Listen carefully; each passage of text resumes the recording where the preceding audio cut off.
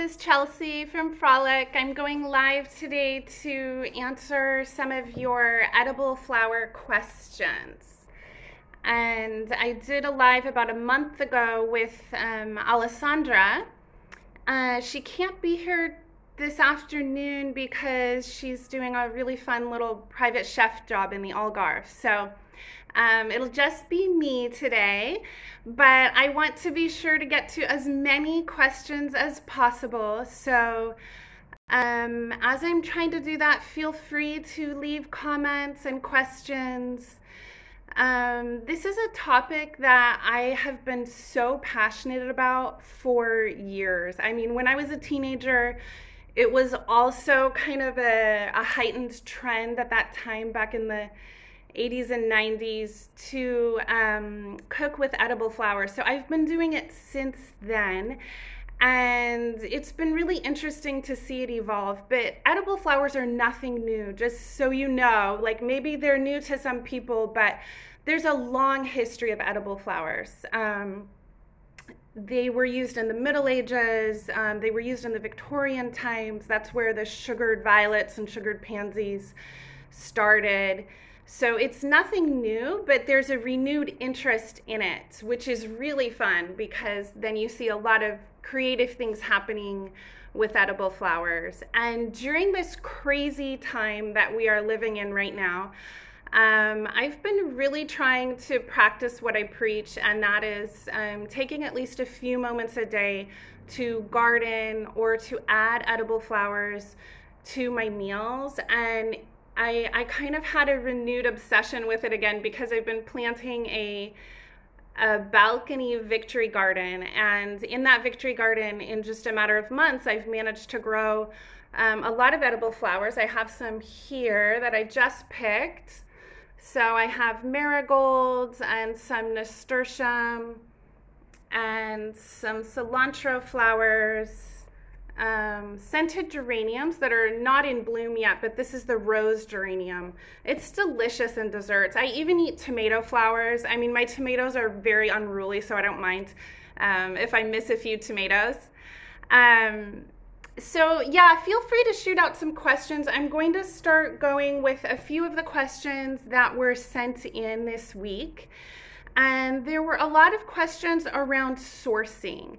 And I think this is such a good question because there is a lot of kind of misinformation out there, particularly on Pinterest. I love Pinterest, but just take everything you see there with a grain of salt, because I see things on there like that bedding geraniums are edible, or that carnations from your florist are edible, and this is not true at all. Scented geraniums are edible, but that's a different type of geranium. So there's just a lot of misinformation out there, particularly if you're new to gardening or new to flowers. And so that's where I just really want to clarify some of the information out there. And I also want to let you know that there's actually a lot of a lot of gray areas too with edible flowers, and it's the same with foraged edibles of any variety. So in certain cultures, some things are deemed edible, but in another culture, it may not be edible. So keep that in mind too, and try to double check your sources. I always try to do a lot of research and cross-reference everything when I'm researching a flower that's new to me in terms of edibility. So with sourcing flowers, a great question to just start at the beginning. I'm sorry, I can't remember the name of the person that sent this question in, but she asked, can I buy edible flowers from my florist? And I'm going to say usually no.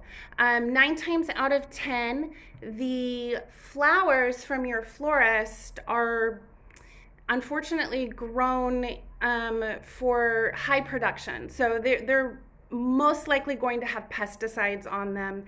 And a lot of edible flowers aren't necessarily flowers you would see at a typical flower shop. So of course there's going to be exceptions to this. Let's say you have a florist in your neighborhood that is sourcing or even growing their own flowers in an organic way, then and they have some varieties that are edible, in that case, yes. But 9 times out of 10, no, you're not going to be able to buy edible flowers from your florist.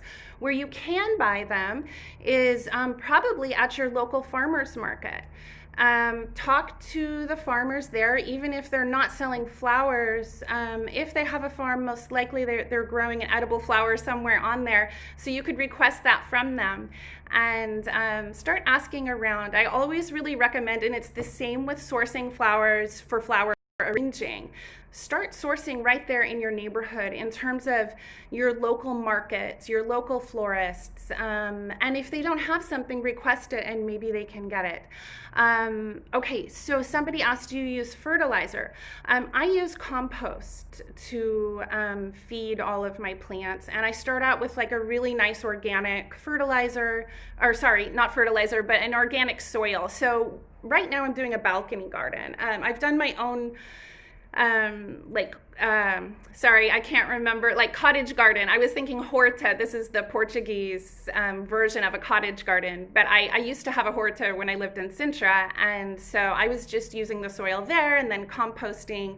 Now I have a balcony garden, so what I did is when I got my containers, I just got a bunch of really fresh, nice quality organic soil, and then I actually have a very tiny balcony compost that I use and that is really fun. And so I feed my plants with that compost.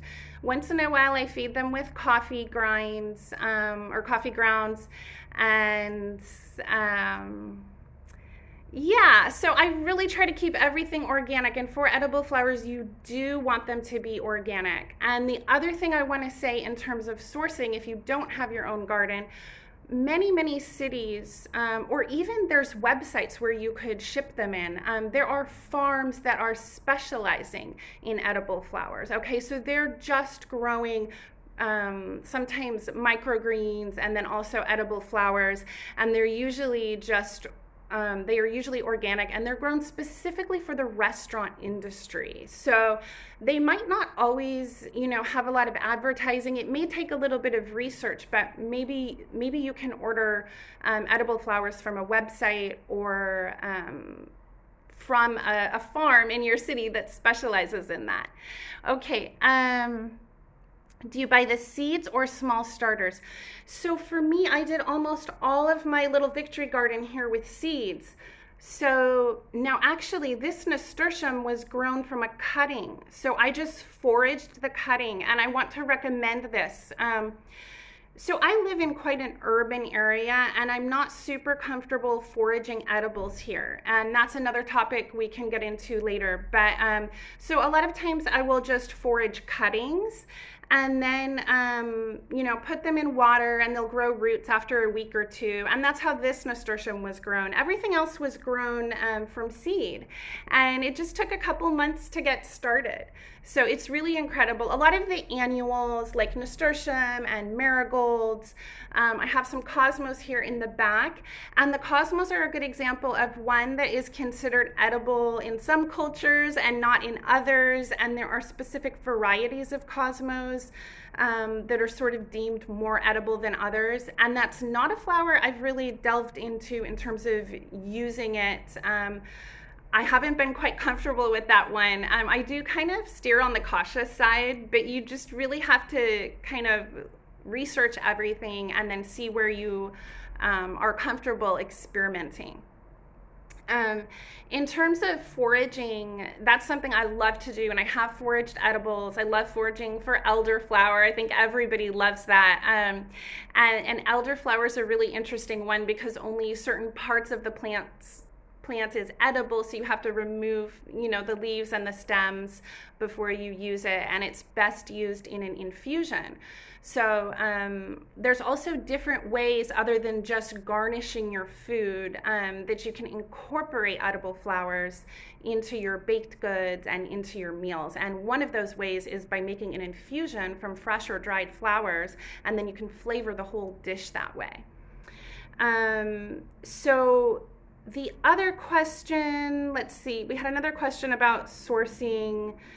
Yeah, and that was organic. Should they be organic? And I really recommend that your edible flowers should definitely be organic. All right, another question. Do you have some go-to varieties for winter and then different varieties for summer, like year-round rotation of favorites? For sure. Yeah. I mean, so I'll be honest, I live in a climate where I can grow almost anything year round.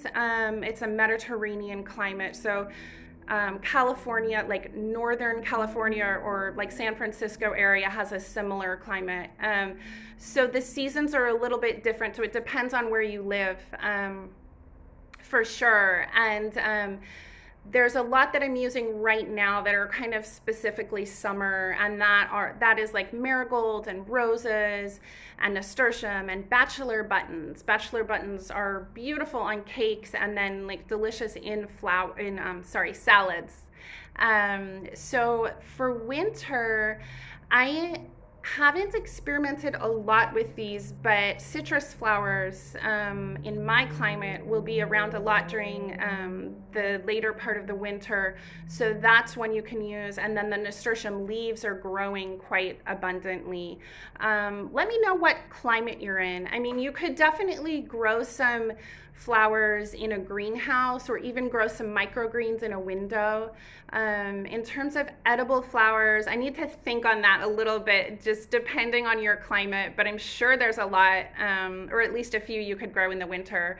But yeah, I'm eating seasonally. I mean, I always, even like, aside from flowers, all my vegetables and fruit are almost always local and seasonal. I just eat with the season. So of course it's the same for flowers. And I'm sure you have some big edible flower producers who are growing the same types year round, and that's great. That's probably what the restaurant industry is asking for. For me, I'm just enjoying what the season has to offer me, and that might not always be a lot, but anytime I can incorporate flowers into my meal, it's just heaven. Okay, Northwest climate. Okay, so you can also grow quite a bit year round. So that's originally where I'm from, is Portland. So I know that climate. Yeah, let me think. Probably too, if you don't have, I know that the winters vary there, and it also depends on which part of the Northwest you're in. But any herbs that sort of bolts, you can use those flowers, and so that'll be more into the autumn winter, depending on how mild your climate is. But yeah, you're definitely going to have more varieties in the spring and the summer. One thing in the Northwest that'll be great, and because the last I noticed, the winters in the Northwest are getting much more mild. I love the sweet violets, and those will start growing, I believe. Sometimes you see them blooming in February. So those are wonderful in desserts. And there's a wonderful blogger there, Fern Flora. I don't know if she's joining us right now, but Jen does amazing things with violets. She makes violet jam and violet thumbprint cookies. There's a lot you can do. They have quite a strong flavor, so you won't need a lot. You definitely won't need a lot when you're cooking with violets. And you can sugar those as well. Okay, the other question that came in, somebody asked kind of the nutritional value of edible flowers, and they do have nutritional value. They do have a lot of antioxidants, and some flowers are very strong in vitamin A or vitamin C. They're just kind of delving into the research on this as far as I understand, but just the thing to know is, like, if you're scattering some edible flower petals on top of your meals, it's just going to make it more healthy. And also, just from a mindfulness standpoint, adding this color and fragrance and joy to your meals, for me, it just really helps me slow down and makes me really happy. Yes, that's such a good question. Okay, so are there some flowers that you enjoy better for cooking and others eating fresh? That is a great question, and yes. So There are some flowers actually that don't even taste good, you know? And as much as, like, because I'm such an ardent flower lover, I always want to make it work. But last summer I was experimenting with the flower chicory. It's different than the vegetable chicory that you know. This is a blue wildflower that grows. And it's so pretty and it has this vibrant blue. So I really wanted to make a recipe with it. But it has a very bitter taste. So that just didn't work at all. And then there's others like Nasturtium, for instance. The petals are very thin. So that's something I usually use fresh. I know you can like pickle the little buds and preserve them that way, but in terms of the flowers, and the flower petals, they're quite fragile. And then roses, so that's one like the garden rose. I love using that, but normally I'll use it either for a garnish or in an infusion. So I think that's better, just kind of extracting the fragrance and the flavor and then putting it into cakes and creams and cookies and all sorts of baked goods. You can even put it into ice cream. So that's one that I enjoy more using infusions. Lavender is a great one for infusions. And again, you don't need a lot. And a lot of people really steer clear of lavender. But I did convert someone recently. I have a book coming out next year, which with some flower recipes in it. That's just a small part of it. And when I was testing for that, a friend was there tasting the recipes, and she's not someone that eats flowers, but she was totally converted to this because if you pair them with the right flavors, they can be delicious. But yeah, obviously you're not going to be eating flowers for every single meal. It's something special, and you really have to take account of the flavor. You don't want it to overpower the dish. Are all varieties of roses edible? That's a really good question. I believe they are. I believe all the rose family is edible. Wild roses, the rugosa roses, garden roses. I've always eaten every kind of rose. The only thing I would say is obviously, please don't go to like your neighborhood florist and buy like a red rose that was grown on a farm using pesticides, you know, and think that you can eat that. So, okay, what other questions? Anybody else have questions?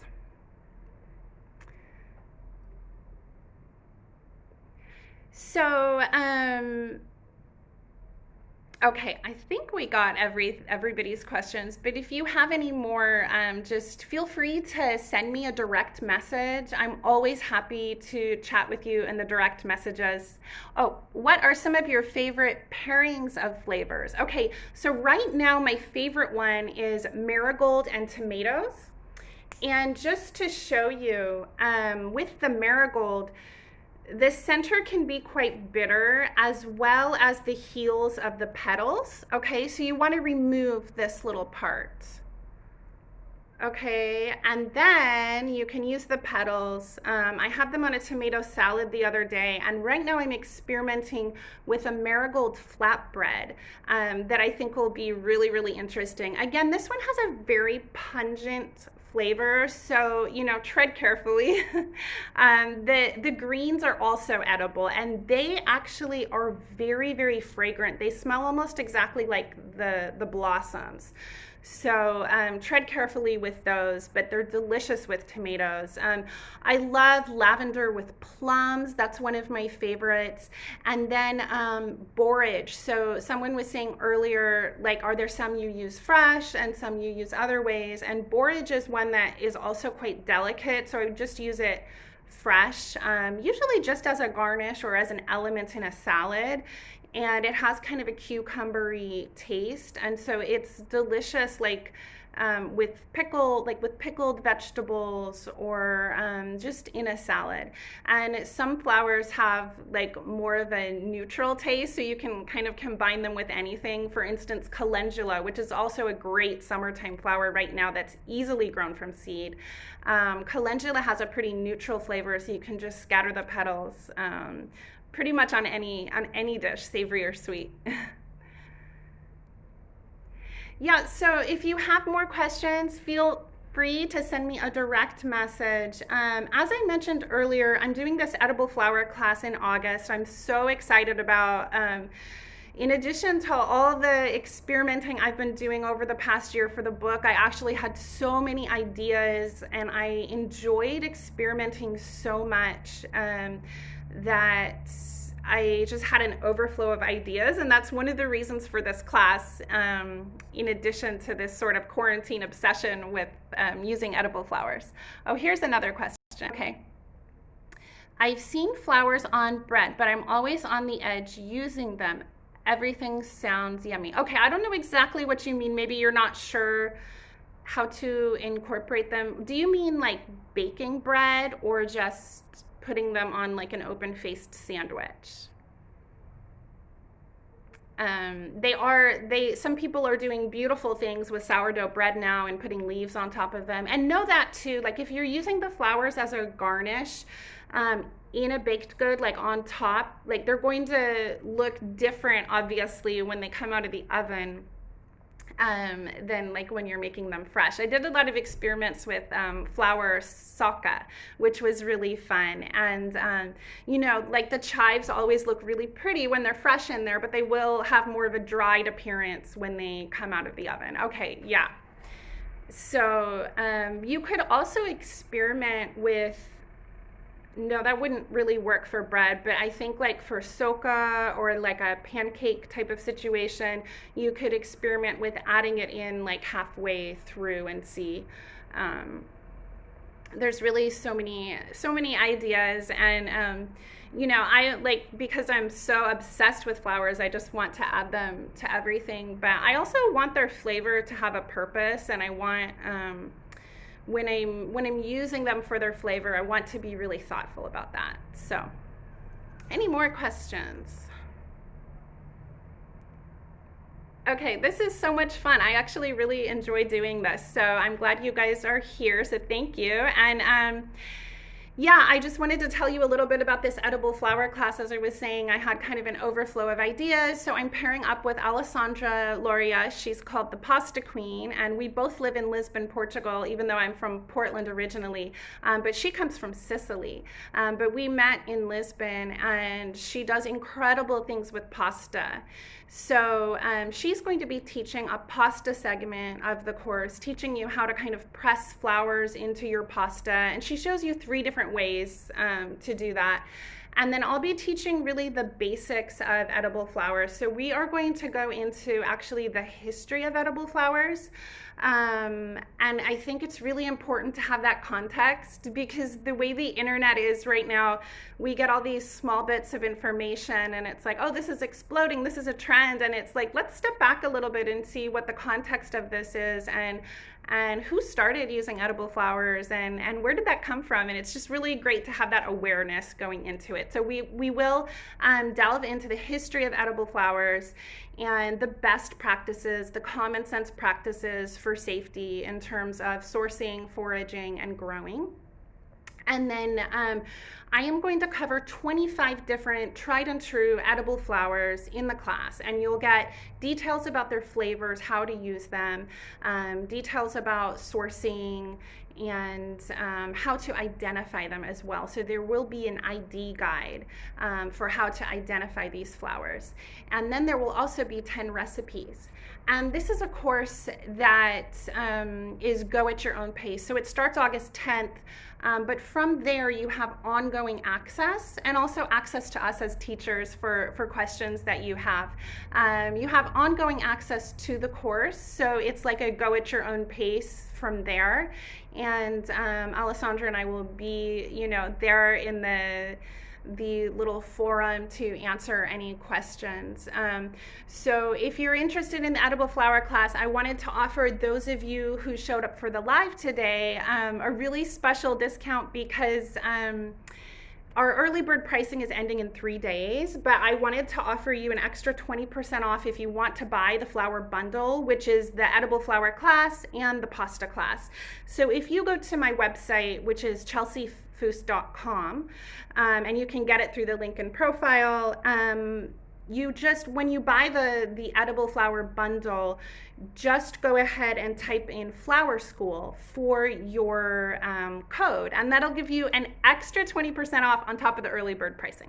But if that's not your thing, I have a lot of free resources as well. I just did a YouTube video where I answered even more questions from the previous live that Alessandra and I did. And then I also have a little guide that is 10 of my favorite edible flowers. So that you can get all of those through the link in my Instagram profile. So before I sign off, do you have any questions about the class or edible flowers or anything, flower arranging or anything else? Just while I'm here. I love interacting with you guys this way, and I so appreciate you showing up for this live, and this was so much fun. And please feel free to reach out to me if you have any questions or you have any flower questions or need anything at all. So I will see you guys on Instagram, and thank you again.